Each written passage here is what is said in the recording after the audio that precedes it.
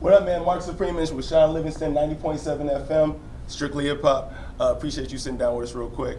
So you back in Peoria, got the basketball camp going on. What does it mean for you to come back and, like you said earlier, look into the kids' face and be able to, bring your whole experiences back really to that gym? That's what it is. The youth. It's about the youth for me. Giving back, right? What Peoria was able to provide for me, that culture of competition, of grinding, the basketball scene. Obviously, when I was coming up, looking up to some of the greats before me. Now being able to come back, hopefully, as in the conversation as some of those greats before me, being able to come back and now give the gift back to the shorties. Hopefully, it's one of them one day that makes it, right, and they're able to come back and give back. You ever see yourself in any of these that you out here kind of tutoring? Yeah, absolutely, all the time. Because I was one of these kids, right? I was, I stayed down there on Columbia Terrace, right across from Franklin grade school, and used to walk up to Central all the time. Basketball camps, open gyms, whatever. So, I was one of these kids. Does anything seem different in the people when you come back? When we was coming up, basketball culture was Peoria. That was Peoria. Do you see it like kind of different now? It is different. No doubt about it. The talent level has dropped, and not for the kids. I'm talking about when they get up to high school, right? Obviously, high school basketball in Peoria used to be the staple, right? You got Manual coming out, you got Central, Richwoods, you got the battles at the field house, but now it's a little different, now you see some of the surrounding area schools making it out, right? The Metamores and Mortons, and they're getting better. And, Peoria, that just used to be no doubt about it, right? It's like y'all can have soccer, y'all can have baseball, but basketball, that's us. And so it is different. So 3-time champ, probably, you got some more probably on the way in the next couple of years, depending on how the seasons go. Is your career even better than you had managed in it even before the injury? I don't know. It's if I wouldn't have got injured, who's to say I would have been a part of this team, right? Maybe maybe I would have been somewhere else, or maybe I would have been a full-time starter, right? Who knows? Maybe I would have been out the league, but everything happens for a reason. It's cliche, but it's true, right? I believe in that motto, and I wrote it out, and this is where we at. What was the first thought, and I don't know if you've been with the team since, but what was the first thought, team thought, your thought, when y'all found out DeMarcus Cousins was coming to the Warriors? We was all shocked. Y'all was shocked? Yeah, we was shocked. Because, I think the story goes he called the team, right? He called, like, listen, I'm interested. Come get me. Yeah, and so, I mean, what would you say if you want to be a part of your team, right? Like, yeah, come on, like, let's go. So obviously a lot of people mad right now, and understandably so, but I mean, this is just the way it goes, and we've been fortunate enough to create a team and an organization that players want to come play for. What would you say to the people that say, teams like the Warriors or super teams in general is bad for basketball, bad for the NBA? Yeah, I mean, you know what? At the end of the day, it's basketball, right? And you gotta go out there and play. You gotta win.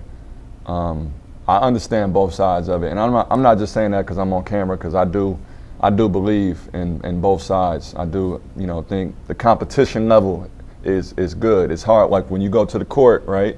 You take the best player here, second best, and they pick their squads. Mm-hmm. You don't put them both on. So it's hard. Not to say we got the two best players or whatever, but on both sides, I see the argument. But as players, we just play the game. We don't handpick our teammates. Kevin decided to actually come to us. He chose to come to us. To the Warriors, and same with DeMarcus Cousins. And so, like I said, we're fortunate to be able to, have a good team, that we created a good culture where players want to come play. You faced LeBron in the last 4 finals. You beat him 3 out of 4 times. Do players still see LeBron as a threat? he came out a year before I did, and so just being around some players, Paul Pierce, Kevin Garnett, guys that he had battled with before in the playoffs, you know, understanding there's a psychological effect. And me, myself, knowing the game of basketball, knowing, like, it's a psychological effect on the game that you have when you are that good, you're that great. You know, like when I was in high school, I had it. I knew, like, you know, looking in somebody's eyes, I could tell if you really want to go at me or not. I could tell if you really don't believe you can play. You see what I'm saying? And, you know, I'm sure he has that. I'm sure Mike had that. You know, I'm sure Kobe, you know, all the greats. So you can't ever feel like just because somebody's, you know, great or maybe a better player than you that they got you beat. You know, you always got to go on the court like, you know, it's finna be a battle tonight, you know. And I think we had that mentality, you know. We believed in ourselves, regardless who was out there, and it's how it's got to be. Now, obviously, you ain't gonna retire next week, you know, but you got to be thinking about the future.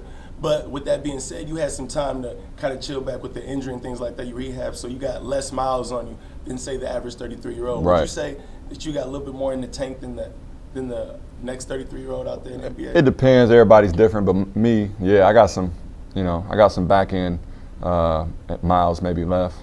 I think that I kind of show a little bit in the playoffs when I'm able to get up every now and then, you know, sneaky athleticism. But I think that it helps me being able to take care of my body. Coach also managing our minutes, you know, in the regular season, you know, so we're able to be fresh and ready, you know, for the playoffs. So I think it definitely does help. Peoria All-Star DJ Richardson went to U of I, served, serving. He put on social media recently that, you know, after this next season, he's going to give it one last shot to get in the NBA. What would you tell him? Shoot for it. Why not? You know, I mean, if this is your dream, you got to go for it. You know, you always got to shoot your shot, and you know, you got to give it that shot. So you know, if he doesn't, I think then you have the regrets, and that's the hardest part to live with. All right.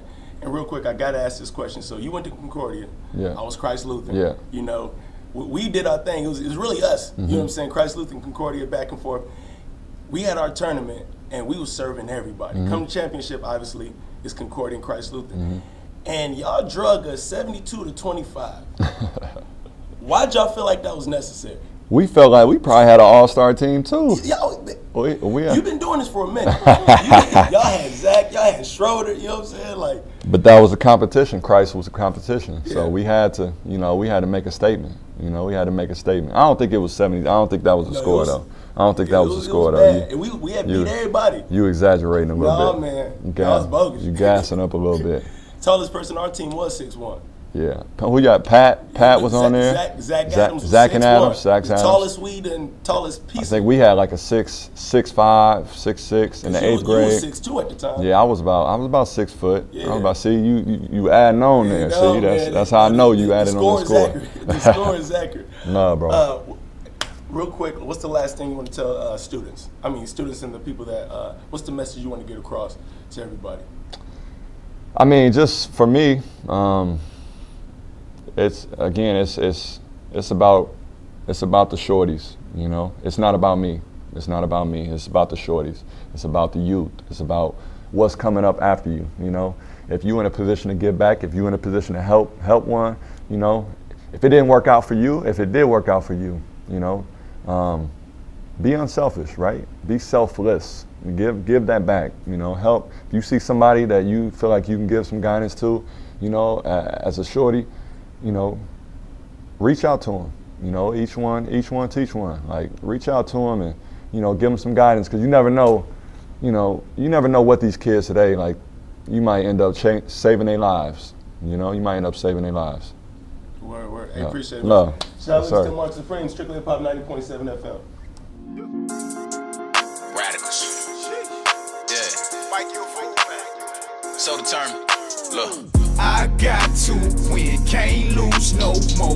You don't grind, you don't shine, make moves, lay low. That's all I know, that's all I know, that's all I know, that's all I know. I got to win, can't lose no more. I work real hard, flex my muscle. That's all I know, that's all I know, that's all I know.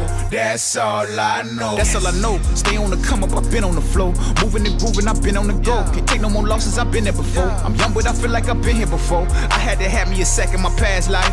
VVS ice on my wrist, shining the gliss on my hand like a flashlight. Run it up, make sure that bag right. Can't take it with